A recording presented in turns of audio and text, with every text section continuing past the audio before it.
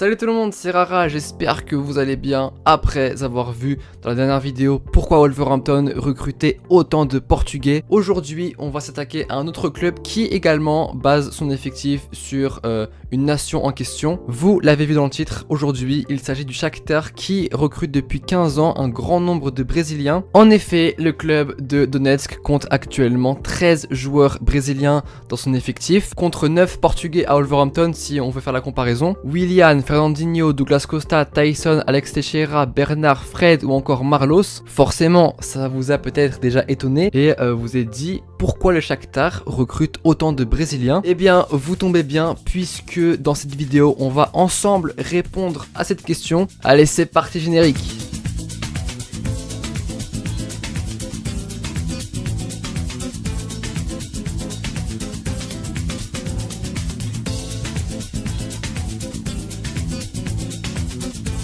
Dans un premier temps, il serait bien de présenter le club parce que c'est pas sûr que tout le monde connaisse son histoire et son palmarès. Le Shakhtar Donetsk est un club ukrainien fondé en 1936 en Union soviétique dans la ville de Donetsk. Il faut savoir que le club n'a jamais connu un grand succès. Ainsi, dans l'histoire, le Dynamo Kiev était le club qui était toujours devant eux. Ainsi, si on jette un œil sur le championnat de l'Union soviétique, le Dynamo Kiev était celui qui raflait le plus de titres, 13 titres pour la capitale ukrainienne. Le championnat ukrainien a donc été créé en 92, logiquement après la dissolution de l'URSS, et le club de la capitale continuait à rafler les titres, mais à un moment donné, il fallait que le Shakhtar remporte également des titres et ne soit pas éternellement dans l'ombre du Dynamo Kiev. C'est pourquoi en 1996, Rinat Akhmetov, homme d'affaires ukrainien, rachète le Shakhtar Donetsk avec un projet bien précis, celui de faire du Shakhtar le successeur du Dynamo Kiev. Il a également pour projet de dominer le pays et de dominer l'Europe. Très vite, le club du Donbass va se montrer beaucoup plus ambitieux en remportant en 2002 le premier titre du championnat d'Ukraine depuis sa création. Et en 2004, le président Akhmetov recrute au poste d'entraîneur le roumain Mircea Lucescu, ancien entraîneur de Beşiktaş et de Galatasaray. Et en plus de vouloir rivaliser avec le Dynamo Kiev, cet entraîneur a une autre ambition, celle de faire passer les Brésiliens au devant de la scène.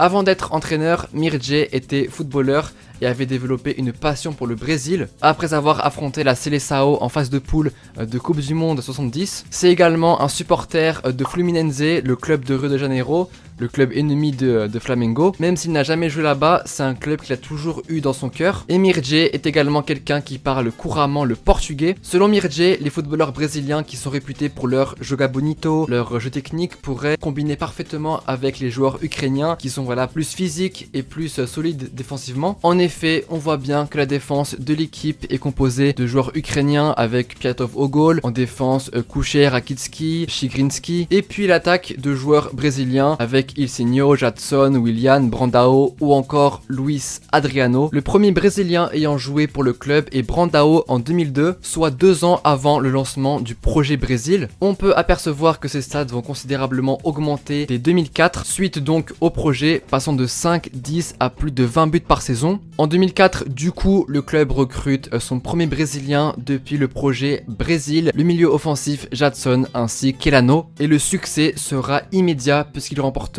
lors de la saison 2004-2005 le deuxième championnat d'Ukraine de leur histoire. Et puis la saison d'après, ils recruteront Fernandinho qui sera d'une importance capitale dans l'effectif. Directement, le milieu de terrain brésilien s'acclimate au club ukrainien et remporte son premier championnat d'Ukraine. C'était donc la première fois que le Shakhtar remportait le championnat 2 fois d'affilée. Le Shakhtar commence à se faire une place en Ukraine, les joueurs brésiliens excellent et donc forcément ça attire d'autres Brésiliens à suivre leur chemin. En 2007, le club recrute Ilsinho, Willian et le joueur qui sera le futur meilleur buteur de l'histoire du club, Luis Adriano. Et puis 2009 sera l'année où Shakhtar se fera un nom en Europe. En effet, il participe à l'Europa League, bat l'OM en 8ème de finale avec une masterclass de joueurs brésiliens. Luis Adriano et Fernandinho étaient les buteurs du match retour au Vélodrome qui ont permis au club d'accéder en demi-finale. D'ailleurs, oui, vous l'avez remarqué, le Dynamo Kiev avait éliminé le PSG 3-0 au retour et Hambourg avait éliminé City et maintenant les deux y disputent les demi-finales de Ligue des Champions. Ah bah les temps ont changé. Le Shakhtar se dirige donc vers les demi-finales en affrontant le Dynamo Kiev. Rappelez-vous que l'un des plus gros objectifs initiaux du Shakhtar était de concurrencer le Dynamo Kiev. L'occasion sera donc parfaite pour que le Shakhtar le prouve. C'était très serré, un partout à l'aller. Fernandinho buteur côté Shakhtar. Et puis le match retour sera un match qu'aucun Ukrainien n'oubliera. Un partout et puis Jadson marquera le but qui enverra son club en finale d'Europa League. Vous remarquez que les buteurs des confrontations aller et retour sont tous brésiliens. Et l'histoire se répétera contre le Werder Bremen, un partout dans le temps réglementaire. Et puis ce sera Jadson qui délivrera son club avec un but inscrit à la 97e minute. Le Shakhtar remporte donc en 2009 son premier et seul trophée européen à ce jour. Et c'était la première fois qu'un club ukrainien avait remporté l'Europa League. Le plan du club des dirigeants fonctionne donc à merveille. Ainsi le Shakhtar remporte le premier succès européen de son histoire. Et en plus de ça, en éliminant le Dynamo Kiev en demi-finale, tout était parfait. Et puis suite à ce succès européen, Rinat Akhmetov inaugure le nouveau stade du club, la Donbass Arena, accueillant 55 000 places. Mirja ne compte pas s'arrêter là en recrutant par la suite Douglas Costa et Alex Teixeira, tous les deux âgés de 19 ans. S'ensuit alors une période de domination en Ukraine avec 5 championnats et 3 coupes d'Ukraine remportées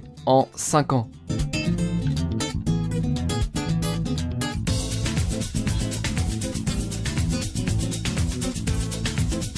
Étant donné que les joueurs brésiliens s'adaptent très bien dans le club et excellent, ils prennent donc de la valeur marchande et donc des bénéfices sont réalisés. Les joueurs sont revendus à un prix beaucoup plus cher.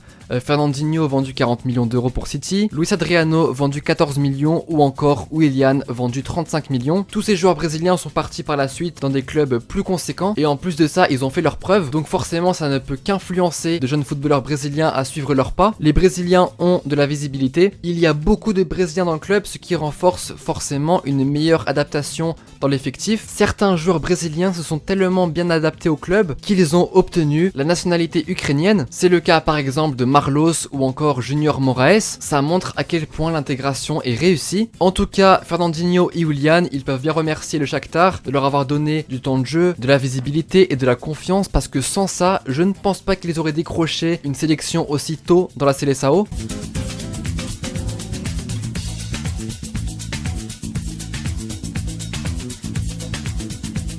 Il y a eu une guerre civile qui est encore en cours, qui se situe à l'est du pays. Et si tu regardes bien la carte, Donetsk c'est ici, à l'est. J'ai pas envie de m'attarder sur la guerre du Donbass parce que c'est un sujet beaucoup trop complexe. Et à vrai dire, je ne m'y connais pas vraiment. Mais en gros, avec la guerre, forcément, ça a mis en péril le projet Brésil. Et Fred, Douglas Costa, Dentinho, Ismaili, Ferreira et la nouvelle recrue Alex Teixeira avaient profité d'un match amical en 2014 contre l'OL pour quitter le groupe lors d'une escale à l'aéroport de Genève. Ah bah logiquement, ils ont eu peur de la guerre et ils ont voulu fuir le pays. Les joueurs du Shakhtar ont donc été contraints de quitter leur ville pour Lviv, à l'extrême ouest du pays. Ils jouaient donc sans leurs supporters et sans stade fixe. Mais finalement, vu que Lviv était une zone de paix, ça a fini par les convaincre de rester au Shakhtar. Et pour ceux qui se demandent, le club joue actuellement au stade olympique de Kiev et c'est à ce jour le seul club exilé d'Europe, étant donné que le conflit a encore lieu. Enfin bref, ça a chamboulé le système économique du club. En plus, en 2016, l'entraîneur quitte le club. Mais malgré cela, les joueurs brésiliens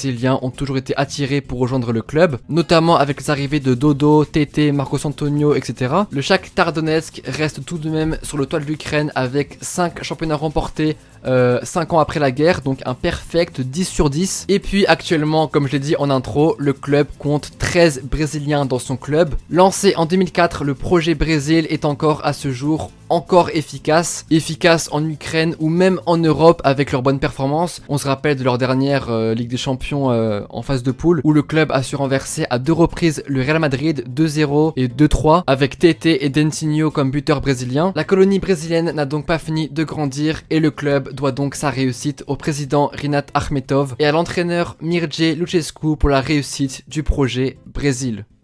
Et donc voilà pourquoi le Shakhtar Donetsk recrute autant de Brésiliens dans son club. J'espère que la vidéo vous aura plu et que vous avez pu apprendre pas mal de choses. C'est un peu le but de cette chaîne, donc si vous ressortez cette vidéo avec de nouvelles choses apprises, eh ben écoutez, je peux qu'en être ravi. Donc si c'est le cas, n'hésitez pas à mettre un like, ça prend 2 secondes et en plus ça me motive à vous produire du contenu. En plus là vous voyez que je suis actif, donc n'hésitez pas à liker, commenter pour le référencement, partager, ça fait super plaisir et ça aide énormément. Et puis mes réseaux sont en description si tu veux discuter avec moi. Et puis si t'as d'autres idées de vidéos à me proposer, eh ben écoute, écoute, vas-y en commentaire ou sur les réseaux. Bref, merci beaucoup du soutien et puis nous on se dit à très bientôt. Allez, ciao.